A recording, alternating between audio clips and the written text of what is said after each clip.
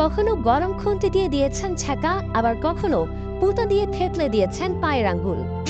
ভাগ্নি রুজিনাকে আনা হয় মামার বাসার কাজ করতে। ভুক্তভোগীর ভাষ্যানুযায়ী এরপর কারণে অকারণে ভুল ধরে তার উপর পৈশাচিক নির্যাতন চালান তার আপন মামি।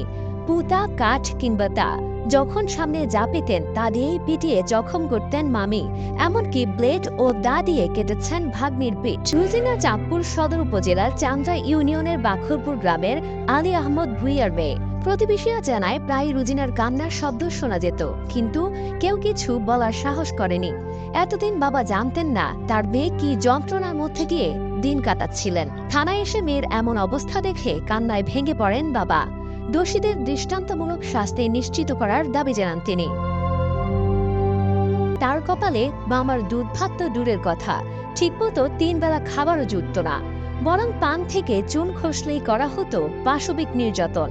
এভাবে দিনের পর দিন শরীরে জখমের ক্ষত বয়ে বেড়াচ্ছিলেন রুজিনা। এমনকি 1 বছর ধরে বাবা মায়ের সঙ্গে যোগাযোগ করতে দেন না বলেও অভিযোগ তার।